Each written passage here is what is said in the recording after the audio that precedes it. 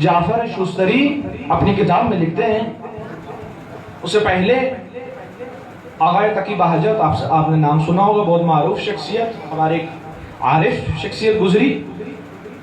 وہ فرماتے ہیں کہ جو امام کے غم میں آنسو بہایا جاتا ہے، یہ آنسو عالم ملکوت سے آتا ہے، عالم ملکوت سے آتا ہے اور پھر جناب زہرا تقسیم کرتی ہے. یہ کوئی معمولی بات نہیں ہے عزیزوں. کہتے ہیں جعفر شستری کہ وہ شخص رونے کی کئی کیفیت وہ لکھ رہے ہیں. چونکہ میں اپنی منزل کی طرف بڑھ رہا ہوں، رونے کی بڑی کیفیت لکھی انہوں نے. سب سے پہلی کیفیت لکھی کہ جب بھی کوئی شخص مصیبت ابا عبداللہ الحسین سنتا ہے تو اس کی سانس تنگ ہو جاتی ہے اور اس کی زبان سے بے ساختہ آہ نکلتی ہے. اس ایک آہ کے بدلے خدا اس کی سانسوں کو عبادت میں شمار کر دیتا ہے. یعنی دوسرا مرحلہ کہہ رہے ہیں یہ ہے کہ وہ شخص مصیبت سن کے غم زدہ ہو جاتا ہے، اس کی آہ پر آہ نکلتی ہے اور دل اس چیز پر بے چین ہو جاتا ہے کہ میں رو کیوں نہیں پا رہا.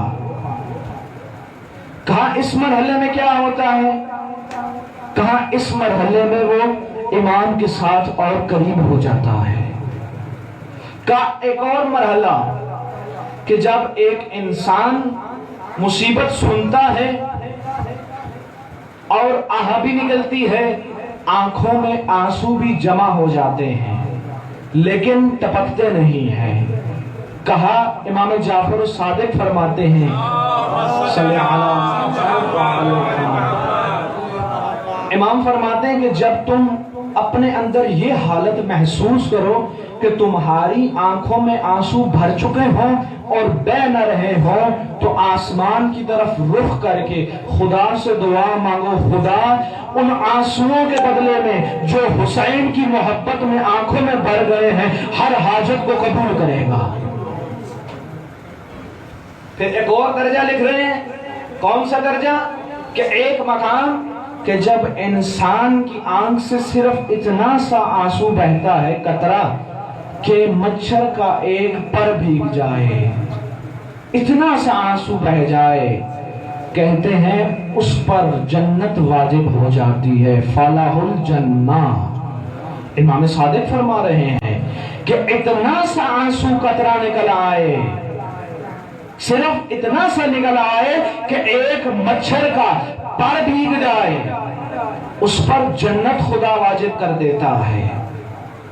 پھر کہاں ایک اور اس کے بعد کا مرحلہ ہے کہ جب یہ آنسو کامل ہو کے رخسار پر آ گرتا ہے. کہا اس آنسو کا اتنا اجر ہے اور اتنا وزن ہے، اگر یہ ایک آنسو جہنم میں پھینک دیا جائے جہنم کی آگ خاموش ہو جائے اور جہنم میں رہنے والے تمام اہل جہنم کو نجات مل جائے. یہ ایک آنسو حسینی کا ثواب ہے. امام کیا فرما رہے ہیں؟ اس کے بعد مولا کہہ رہے ہیں اس کے بعد ایک مرحلہ، ایک درجہ یہ ہے کہ جب انسان کی آنکھوں سے آنسو بہ کر رخسار پر پہنچے اور اس کے بعد اس کے سینے پر گرنا شروع ہو جائے. کہا مولا اس کا اجر کیا ہے؟ کہا جب اپنے آپ کو اس مقام پر پہنچا لو تو سمجھنا مجھ جیسے ہو گئے ہو. یعنی میں اس طرح سے گریہ کرتا ہوں اپنی جد پر.